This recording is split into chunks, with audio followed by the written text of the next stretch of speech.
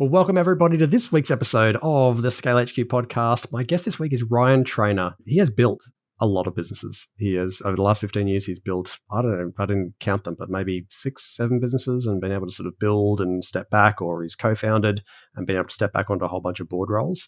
And whilst that all looks wonderful, and he shares, I've asked him a whole bunch of things about how you think about when you're trying to build, businesses one after the other. Did he consciously do it that way? How did he do it that way? How did he manage to step back and install other people at the right times? So he offers some learnings there. But there's also the flip side of that, which is actually, it all looks like, wonderful rainbows and daffodils when you're building these successful companies, but there's also personal consequences.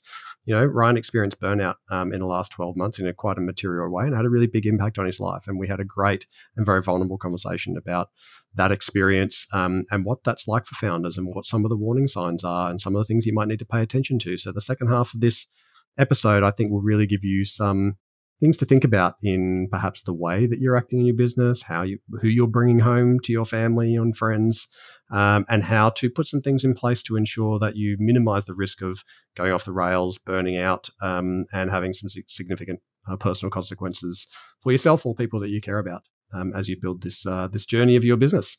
So I really hope you enjoyed today's episode with Ryan Trainor. Let's get stuck into it. Welcome to the Scale HQ podcast, your weekly injection of tips and insights into the secrets of scaling.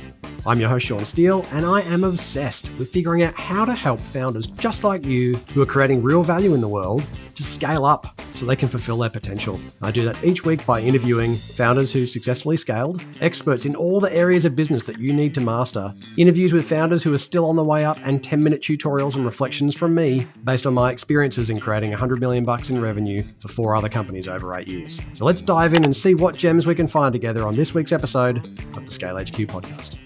G'day everybody and welcome back to the Scale HQ podcast. I'm your host, Sean Steele. Welcome back to our regular listeners and to anybody joining us for the first time. So excited to have you here and thank you very much for spending your time with us today with myself and Ryan Trainor, which actually just baffles me, Ryan, that we haven't spent more time together given we've been in and around the sort of education, business and education investment circles for so long. But everybody who I know knows you, but somehow we didn't get to know each other. But for the audience, Ryan, you are a serial entrepreneur. I don't know, that's probably, I don't know whether you like that badge, but you built a lot of education businesses. You've been in esports. Like in the last 15 years alone, from what I understand, you founded Franklin Scholar, which was a broad sort of, private vocational brand. You founded, or I think maybe co-founded Fortress Australia, like an esports and entertainment business with physical sites in Sydney and Melbourne. CG Spectrum, which was an education business around films and games and creative industries. Then Adventus.io, which is a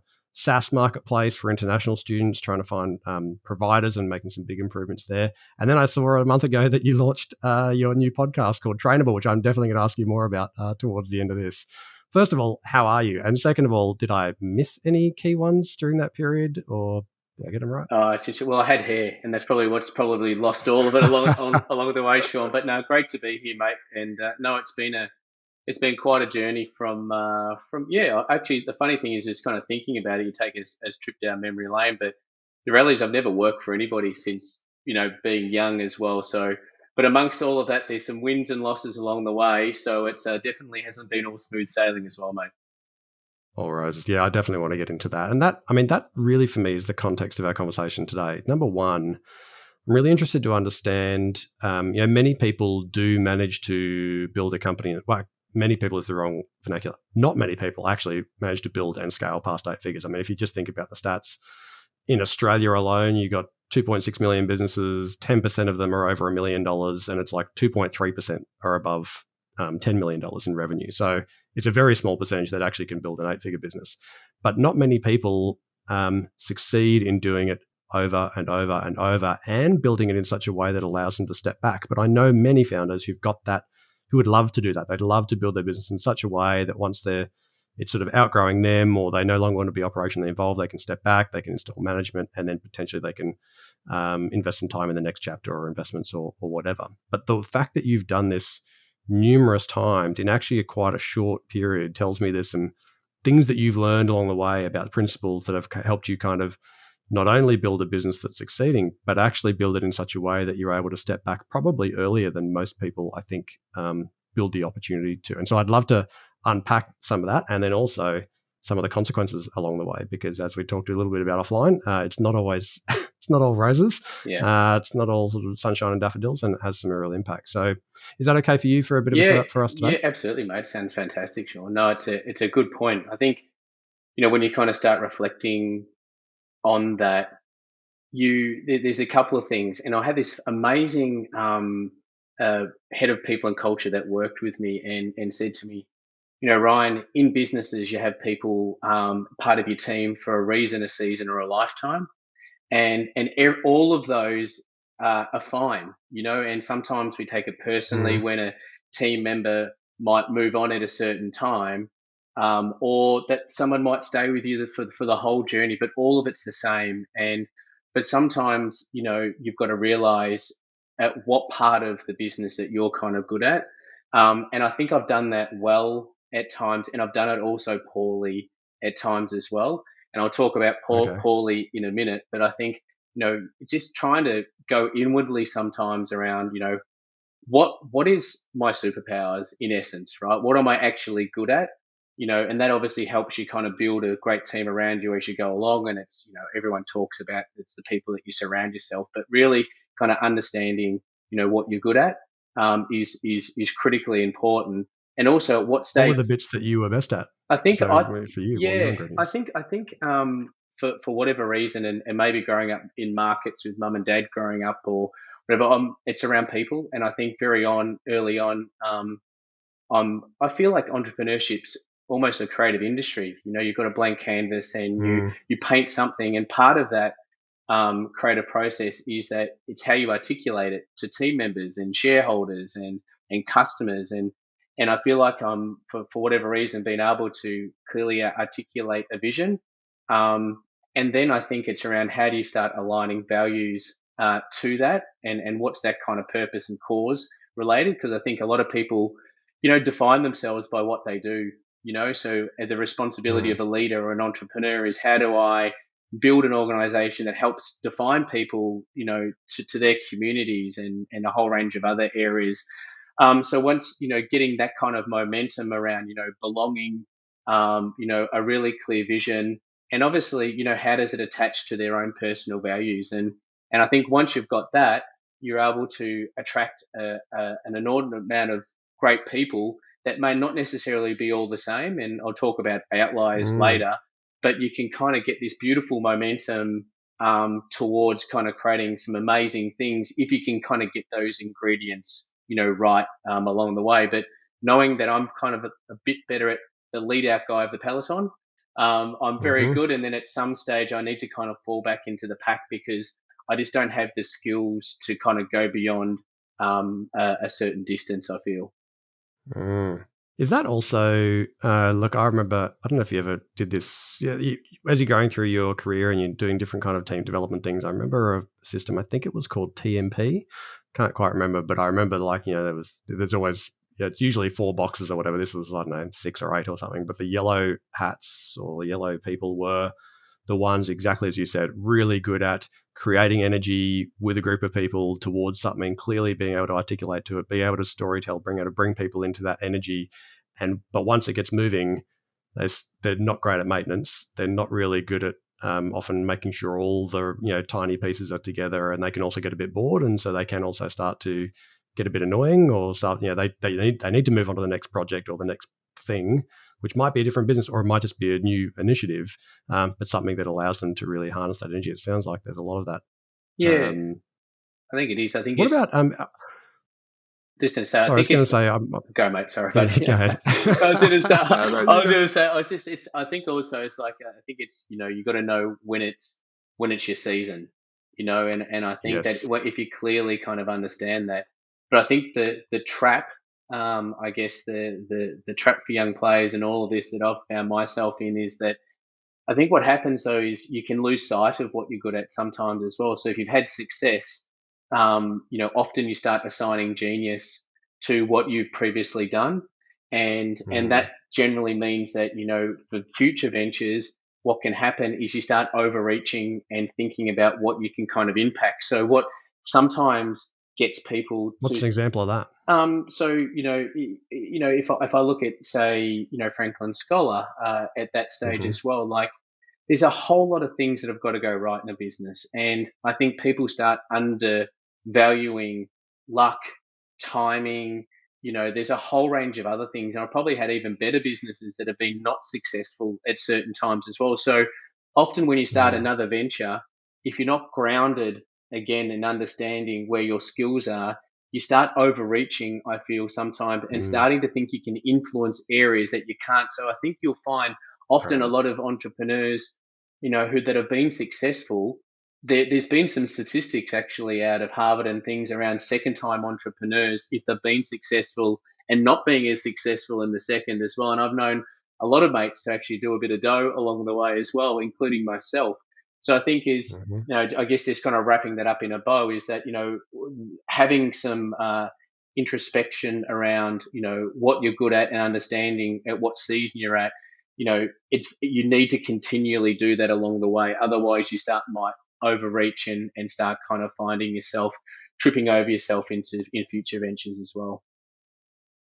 So, therefore, for you personally, what were the areas that you knew, and maybe this sort of grew over time, but the areas that you shouldn't dabble in or that aren't your strengths, and therefore perhaps the areas that you tried to outsource or resource with better bench strength as early as possible because you knew there was a danger of you having to make decisions, or if you were the smartest person in the room on that thing, that was going to not be probably good for the organization or potentially good for you. Yeah, I think it's just managerial rhythm and that consistency. I think that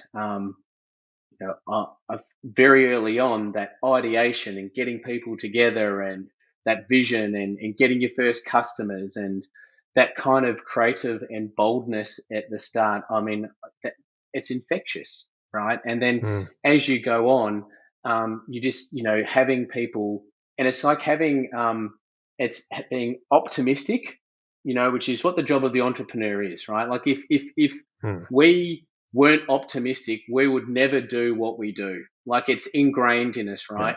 But along the yeah. way, you need to get someone to create rational optimism, right? And I think that rational Mm, optimism is around bringing people in that are more focused on detail, that will challenge you, not just getting a mm, bunch of executioners around you.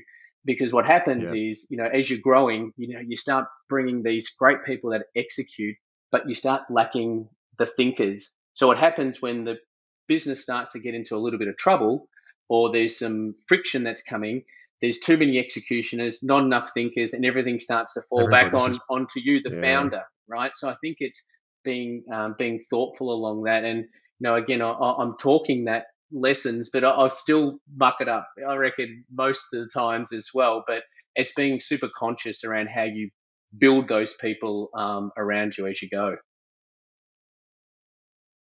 Yeah, that makes a lot of sense to me, and because I know for myself that I absolutely don't naturally see risk. As you said, I'm optimistic. I'm really good at creating optimism in others, and therefore I assume things are probably going to work out better than they might. Yes, And it's super valuable when you've got someone whose mind you respect, who will challenge you and go, "Yeah, but what about this? And what about spot this? And on. do we have any data? And what about the evidence? And have we considered that?" And you're like, "It's kind of annoying that you're telling me all of that, but I know it's actually going to make a better decision in the long run, whichever way we go." When you are building these organizations, Ryan, do you start always with a sort of step back strategy in mind, or does it just happen naturally? Like, how do you think? How have you thought going into each one about how long you'd be in that venture, or were you sort of in a hurry to build your way out of it? Or just talk to me about that. Yeah, I think it's uh, there's some ventures that you get, that you join, that you're there. Fortress is one of them, right? It was which is, if anyone hasn't seen them, they're Melbourne, Sydney. It's just an amazing, and it's really John Satterley and Adrian Giles that are driving that. But it was an initial concept, so you kind of bring together and help formulate some of the vision towards it. They've done all the work, but then I was able to bring in some great people within the network to be able to help kind of get things going. So I mean, if I had just more businesses like that, that would be fantastic. And then there's the ones that you kind of start from scratch. And I think it's finding your way through. But there gets to a certain stage where I think you just know intuitively, you just don't enjoy it anymore. It just becomes harder. It feels like you're swimming against the tide, and you kind of you start questioning yourself, and you start losing that joy in it. And I think it's trying to find out before that, and then in just ensuring that you're getting people that you can have in a position of succession as you're walking through, so good Yeah. people around it. And I think I've done that well at times, but I've also done that really poorly at times. And I think when it's poorly, you start letting down other people because you start to buckle and say, "Oh, this is not for me," but you don't have a plan B. So I think if people are a little bit more intentional around thinking, "What is my superpowers? What can I give most to this?" Not feel guilty for that, and then start, thinking a little bit more way out and start bringing and surrounding yourself with good people around succession. I think that's ultimately the way to Mm. go. So let's say, and I'd love a practical example if you could give me one. Mm. But in circumstances where you have identified somebody who you think will be a good successor, um, do you tell do you tell them? When do you tell them? Like, some people, it's a sensitive area where some people are like, oh, well, you can't really tell them because then they've kind of assumed it. And then what if they stop performing and you've promised something you can't deliver? And on the flip Mm. side, I've seen lots of really good people leave because actually nobody said, hey, by the way, do you realize like you're the next person to be right? Like that's actually how the business is trying to Yes. help you build. How have you approached that? Yeah, I think probably my best one was with Franklin Scholar. I kind of had, two guys that we founded the business with. One was like an ex, PwC auditor, South African, half glass full, a little bit older than me. And I can just remember each day, Ryan, we've got to be watching this, And then I had Damien, who was a chemical engineer, was a COO at Exxon. He came on as my COO. He was on the retail of ExxonMobil. And then I went around to his house one day when we were just talking about is he the right guy. And I actually came through the backyard and I looked at his clothesline and his pegs were color coordinated and in perfectly symmetrical, right? And I just thought, this guy is ultimately everything. And they Full needed DNA. full Yeah. DNA and they were just the perfect bookends. And they allowed Yeah. me to be me. So I could be out there kind of selling the vision and really driving the business forward where I had two great catches. And then ultimately, Mm. my, I guess, influence on the business started to reduce. So then you had two really capable people that could kind of carry the business forward. So I think that was a great example of that. But then other times when you're just going through massive growth, your pants are on fire, right? And all you're doing each day is just putting out fires and you're just trying to execute. Those luxuries of thinking forward sometimes just get pushed to the Mm. back burner. And I think that's where, I'll probably let myself down at certain stages is when I'm not actually taking my own advice, which I'm chatting about here, is I'm not being mindful for that. I'm just too focused day to day. I'm just right in it and all consuming Mm. and hand to mouth every single day and not taking that step back. you know Go to that cafe, think about, in 12 months time, if this was not going to go well, what would I do different now? If I'm not the leader, who's going to step into this place? And keeping yourself honest around that. And when I've done that, I think I've had great results. And when I haven't done that, I feel like I've let myself down and others at times. Mm. What about the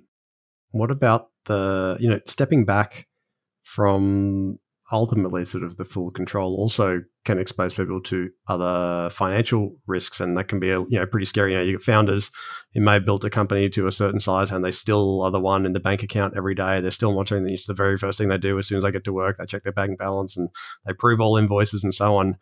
And then they might find a really capable leader, but they're a bit uncomfortable about giving them sort of financial responsibilities. How have you structured like financial aspects of your business to ensure some sustainability and some comfort for you, even when you stepped back, say, onto a board role and now you've got managers in place? Yeah, I think that is one of my weaknesses, and then and probably people that have been in businesses with me at certain times would probably attest to that as well. But I think the most critical person that I need in a business.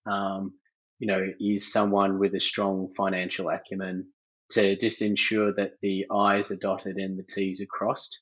And it's just so important. And also someone that the challenge is, and people I hopefully might be able to resonate with this, is that it's bloody hard, right? And you can't be good at everything. So definitely it's the people that are around you. But as you're growing, you're fundraising, you're doing a whole range of different things. And the optimist in you thinks that, the times will continue. But if you think about the last 12 months, and founders, and I'm sure a lot of them would have been on this podcast, is that it's got really tough, right? And part of that is that, you, because of our optimism, sometimes we might have single points of failure from a funding perspective. You look at your investees, and are they were there for a great moment there, but are they the right people for the next? And so I think, just having somebody with a really strong acumen in that financial seat is just, it's the single most important thing. And again, when I haven't done that, things haven't gone as well. And when I have had that, I can see that it's just been a huge reason why there's been success. That's interesting. So, on that same vein, what about, one of the things that you mentioned was, sometimes when you're just in the thick of it and you're executing, sometimes it can be a little bit hard to see. I always think, like you can't see from outside the box because you're inside the box. Yeah. And so sometimes you need those different perspectives from somebody who's not attached, they're not involved, there's no emotional connection. They make it for you, but you can get some external perspective. How did you have the same mentors along the way? Did you set up advisory boards? Did you, how did you try to address that issue for yourself to ensure that you could get perspective as you build these different businesses? Yeah, I think it's interesting. I think people come into your life at the right times. I've been really fortunate around that. I've been part of some great groups like the Entrepreneurial Organization, and later on for the last 10, 11 years, YPO there as well. So you've got some people that you've got shared experience with. I've had some amazing people around me, Richard Forbes, Mark Corder, Mark Mentha, these types of people that have been there with the good times and the challenging times there as well. And they are very humane in how you deal. So it's not just the advice, it's the relationships that you build along the way, because ultimately things can go wrong, and I think if you think about, just at the start of the show, you talked about how many people get over, to 8 figures and so on. Like how many people don't get to $100,000 or $200,000? It's enormous, and you need every single thing to go your way. And I think when people, see a lot of the stuff that the humble brags on LinkedIn and listening to speakers, it is hard, and there is going to be, and the likelihood of success, as much as we don't want to realize that, because whereas the founders can be high. So the things that we can control around the people you surround yourself with, the teams that you build, the areas that are within our control just become so important. And I think, that's, like I said it before, is that once you take your eye off that and you start thinking that you can overreach and influence areas outside of that, is where generally life seems to get a big chair and slap it over your face, So it's like keeping that at the core of you is just knowing that, I think as I'm getting older, maybe I'm getting a little bit more skeptical, is that, I need to change my thinking even now, even when I'm on boards, is that rather than what are the things that can go right from here, but if we're sitting in this chair, we're having a conversation in 2 years' time, Sean, what could possibly go wrong? And then starting to work backwards of that. And I think we don't train our mind as entrepreneurs to do that well enough. We're always got the half glass full. But I think if, either getting someone around us or purposely trying to change our mind around that can really be a great way to start mitigating some of the more obvious risks as you're growing. Now, what if I told you that with just 15 minutes of effort, you could find out the top 3 things that are going to hold your business back from scaling in a sustainable way so that you can fulfill its potential and you can enjoy it as much as you deserve to? And what if I told you in that same 15 minutes of effort, you can find out how your business stacks up against thousands of other businesses who've taken the same test so you can actually see how you compare? If that sounds interesting, you need to head straight over to scalehq.com.au/growth score. You're going to complete a short survey and you're going to get back in your inbox a free 9-page report that's going to show you how you stack up versus your peers and where you need to focus to unlock scalability and a greater level of enjoyment in your business. And for a limited time, I'm going to offer you a free 30-minute debrief on the report where myself or one of our Scale HQ founder mentors, who are all experienced CEOs and have scaled successfully, will unpack your specific report with you. We've done hundreds of these, and so we know exactly how to help you get the most out of the insights in there. There's no selling from us, just lots of value for you. Head over to scalehq.com.au/growth score and get your free growth score report right now. You are going to love it. That makes a lot of sense. And one of those big risks is ultimately, the concept of work-life balance, I'm not sure is something that many founders have ever found. I don't think there's any, I don't think it's something, it's certainly in my experience, not something that you get to like, oh, I've got work-life balance now and everything's perfect. It's like this constant sort of pendulum where you're trying to, push certain things around to create the right space. But one of the consequences of one of the big risks, as you said, is what are some of the things that can go wrong? And of course, building not only one business and being front and center in it, but building multiple businesses can take a real personal toll. Can you talk to me about how you approach that, how that's sort of turned out? Because I know that's part of the transition also to your podcast. Can you share a bit about that? Yeah, it's really interesting as you kind of look back on your journey. We wrap ourselves in our identity a lot. I think, I'm Ryan the entrepreneur, and we need to be able to keep up this facade, and a lot of us aren't really talking about some of the challenges that we're actually facing along the way. And we read a lot of the success stories, and I think anyone who's successful as an entrepreneur deserves every single cent of it. And sometimes people are even demonized around all of that, but people have worked really hard to be able to achieve some of that. So I think for me is over a long period of time is that I don't know, I wasn't the person who kind of listening to the signs a lot. And I feel such a deep responsibility, which is something for me within my people, shareholders along the way. So you kind of continue to push yourself, and I think a lot of founders would feel that.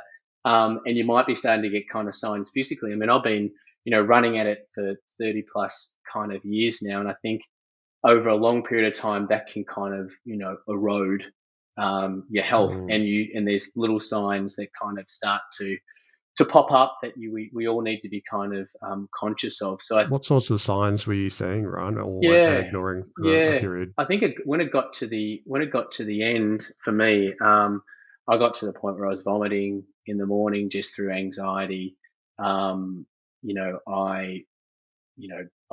probably hit nearly chronic fatigue, and I probably didn't seek help or was vulnerable enough to kind of talk about that. Because I think as we grow up, and maybe I'm a little bit old school, but you're taught, it's like these are the times that define us. If it was easy, anyone would be doing it, right?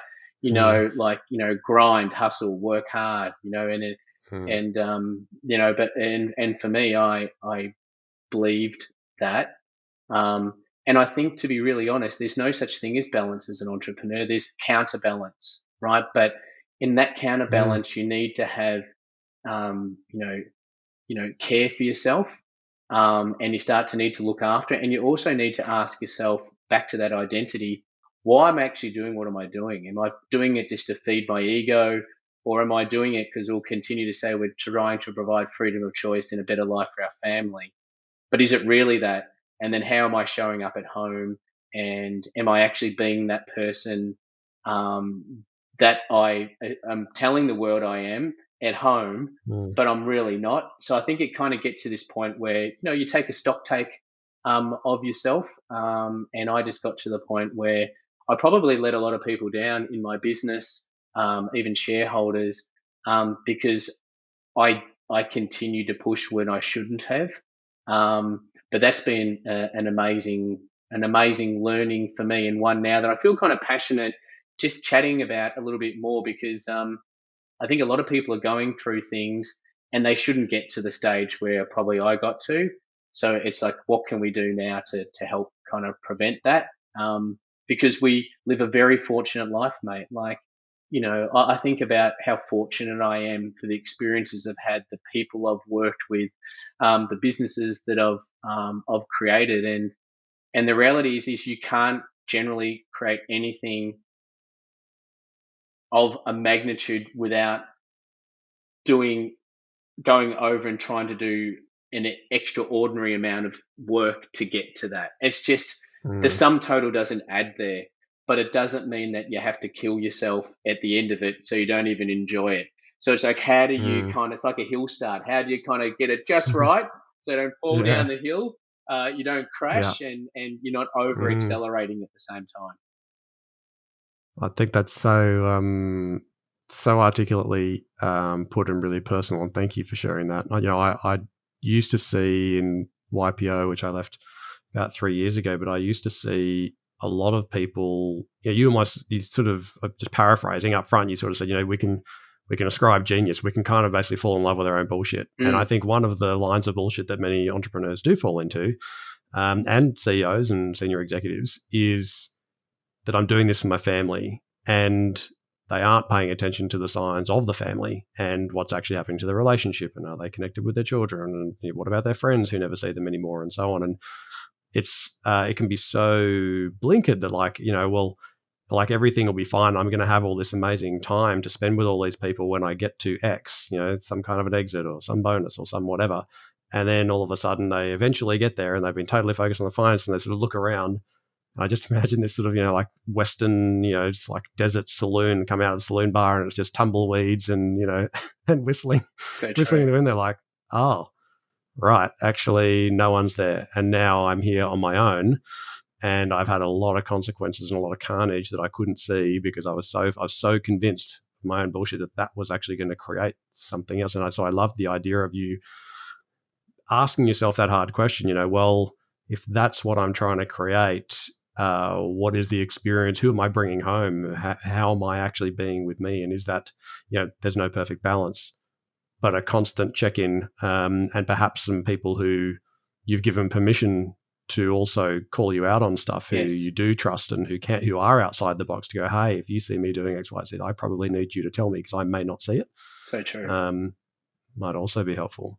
So so it sounds like that's a part of also your new the podcast. So you've obviously gone pretty deep Yeah. into this in the last 6 to 12 months. Yeah, it was interesting because when I kind of was experiencing that, I was listening to all the podcasts, like Human and Sinclair, and I'm just trying to work out all the health, and you're hearing biohacking and all this rubbish, and you know what I mean, and the perfect day, and everyone's going minute by minute, and it's like, holy shit, come on, let's just pull all this in Yeah. just a little bit. So I was just thinking, I just chatting to mates and friends and colleagues, and he's like, how do you kind of uh, demystify it, but also kind of make the complex simple in all of this, that you don't need a PhD to kind of work through it. So on the first episode, I actually was quite open, and I brought on my psychologist that I actually had reached out to try and ensure that I was keeping myself honest when I was really finding the struggle. And I think part of it was I was just continually saying to myself, "Is this real? Am I really feeling this? Am I manufacturing this? Am I giving myself a trap door?"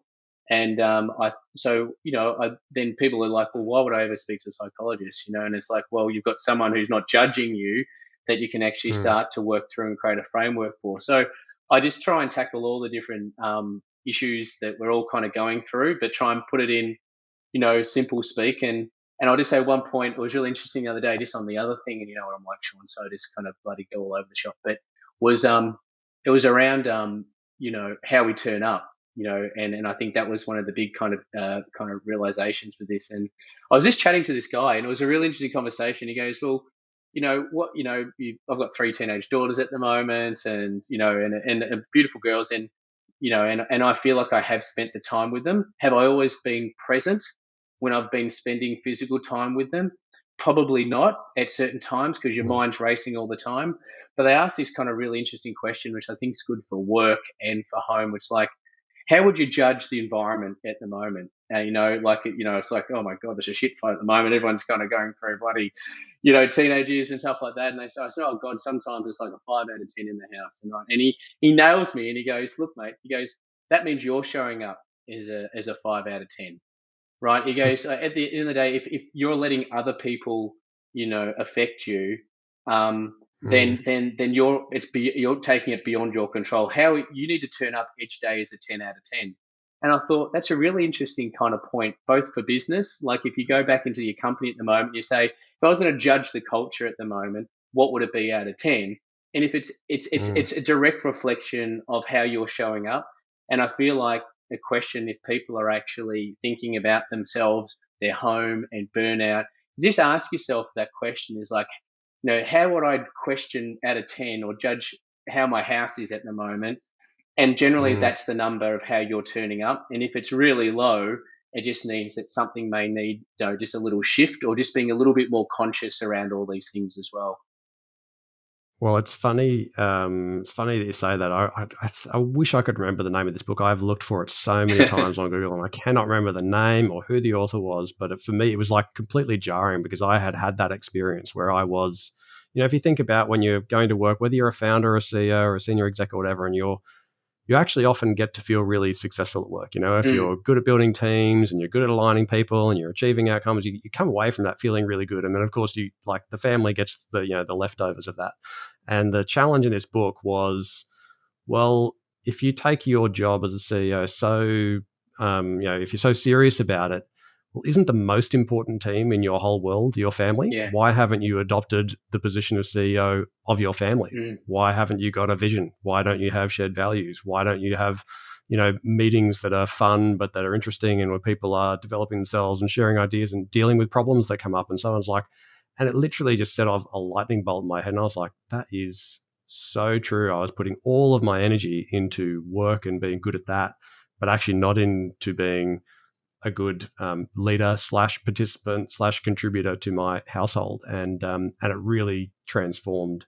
I was very lucky that I heard it quite early, transformed my focus to go, actually, that's a more important team than even the work one. So probably, and to your earlier point, it's not like I've ever got that perfect, you No. oscillate and you have periods and, shit goes wrong and all sorts of things break and don't work. But it's certainly a great reality check to think about those two things side by side rather than just thinking about work and then, there's these other people over there that sort of get the leftovers. Yeah, it's kind of sometimes you at work they get the best of you, don't they? Really, like you know what I mean? Because you're on show, right? And the customers and I think I've been with Rach, my wife, now for 30 years. I'm very lucky. She was the one who gave me a kick up the bum. I've had more stool tests than most human beings, and she keeps on bloody telling me go and get tested, have a blood test, do this and do that, and then finally push me when I wasn't well. But she's seen the worst of me. You know what I mean? And that's not it's a partnership. All of this, and I think that's the other thing is I might be doing this part of it, but the most important thing in our life really is our family and kids. Like that's the legacy, isn't it? You know what I mean? And we get lost in the other things as well because it builds our ego, right? Like I mean, for years I was the young entrepreneur. You know what I mean? I'm 50 now, and I'm still probably hanging on to that just a little bit. I'm not the young entrepreneur anymore. You know what I mean? But you build all these little bits of identity, and you keep kind of feeding it, and you start losing kind of grip on reality around all these things. But anyway, I think that a lot of people are becoming more aware of that. But I think sometimes you just got to sit down and have a good conversation with yourself and keep yourself honest and have people around you that can kind of call you out, as you mentioned as well, Sean, is just the way to go. I love that. Yeah, I remember I can't remember the name of that. It was an article or a book, maybe only in the last couple of years, I think during the middle of COVID, where somebody, a nurse, a palliative care nurse, had sort of, done all these interviews, had been just with people terminally ill or going to die, at their bedside. And she wrote a book of like basically what they told her were their biggest regrets. She's like, not one out of, 1,000 people or whatever it was said, wish I'd worked harder, wish I'd made more money. But every single one of them, priorities 1, 2, and 3 were like, didn't spend enough time with friends, didn't, had these broken relationships that I never got around to mending because I just thought there'd always be time. And it was always those people. And that's really hard when if you're young and you're still sort of growing and you're hustling and trying to make it all work. It's hard to remember. I think sometimes It is. those are the people that you actually want to share the success with later on. So they're all the cycles of life too. Yeah. We all transition through different times, of our life through all of this as well. So I mean, when you are younger, that naivety is what gets you through, right? Like if you knew what I knew or you knew now, you probably wouldn't start, right? So you kind of you need all of that, but also then it's if you could kind of when you're a little bit younger just what we all need purpose, don't we? I mean, at the end of the day, we can't be all one way or the other way as well. And there's this guilt that sits in. And if anyone's listening today, it's like, no, everyone's got crap going on. Like if anyone is out there, you're looking at and going, oh, they've got it right, they've got it perfect. I can tell you now, they don't, right? And we're all trying to work through all of this. So the other thing is don't try and compare yourself to others or these types of things. And we're going to misstep. I'm going to get home. I'm going to bloody have it out with the kids at some stage, or I'm going to kick the dog. No, I won't. I won't be doing that. You know what I mean? It's kind of all of that side of things still kind of comes into it. It's like being super conscious of it and go, okay, right, I'm going to try and be a little bit better tomorrow as well. But I think, sometimes we can put ourselves on a massive guilt trip as well. We're all trying to do our best. You know what I mean? We're all trying to drive companies. We're starting, we employ people, where we've got massive visions. We're trying to get balance at home. We're trying to keep ourselves fit and healthy, all the way through. And it's all these competing forces. But at the end of the day, as you're kind of getting older and you look back, as Rach says to me, you'd be kind of disappointed how much other people really think about you. All this value of what we're placing on what other people think of us throughout this, that doesn't matter, guys, right? As long as you're staying true to your values and all these types of things. But I think, it's every day is just a new adventure, isn't it? As we kind of get out there, and we're just trying to be just that little bit better than we were yesterday. I think we actually need to, I don't know if maybe there's a business in this or maybe it's just an idea, but something that you said there really jumped out at me because I've constantly thought, like the concept of, what other people think of you. The weirdest thing to me is that the time in your life where everybody tells you what they really think of you is when you're dead.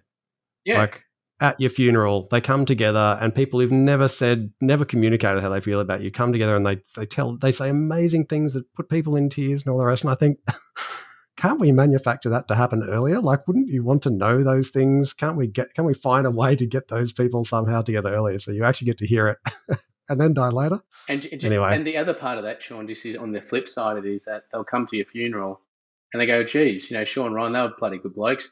And then that's it.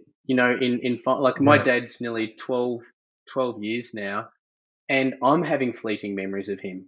Do you know what I mean? So the thing here is like we're placing all this importance. We're going all over the shop, but it's good.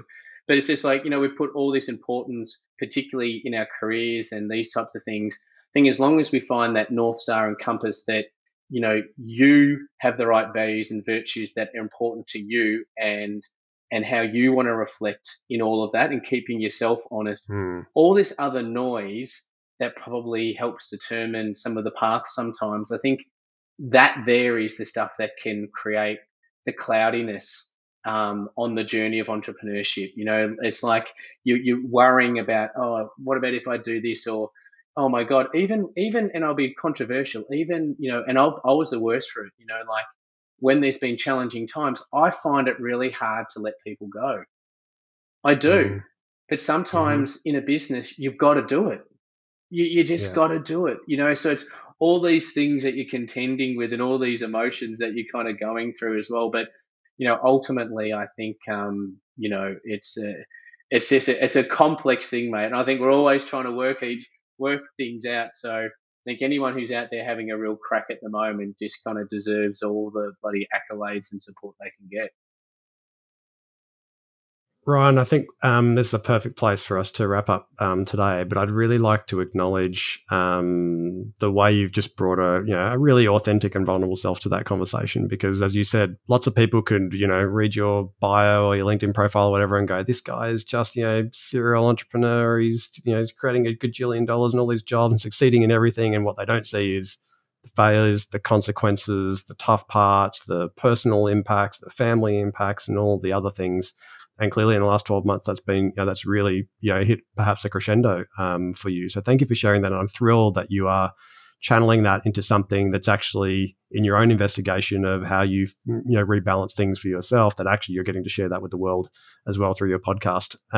Where should people go, by the way, to check out your podcast? Yeah, I mean, everyone, you can just find me, Ryan Trainor, on LinkedIn. I kind of post about stuff, and I love writing at the moment as well. But just go to Spotify or to Apple and just search Trainable by Ryan Trainor, or Trainable by RT on Instagram as well. I've got a few little clips there. It's very humbling. I'm trying to chatting to no one on Instagram at the moment. I'm kind of starting from scratch again with all of this type of stuff. But anyway, I think it's just to finish off. They're just honest conversations, guys, and I think it's the people that are coming on, just kind of being vulnerable, because we're all in this journey together, and sometimes it's kind of nice just to know what other people are going through, and hopefully people can take one or two things from it and just apply it in their own kind of life as well. So, but Sean, I really appreciate the chat today, mate. You're doing great things, and thanks for having me on.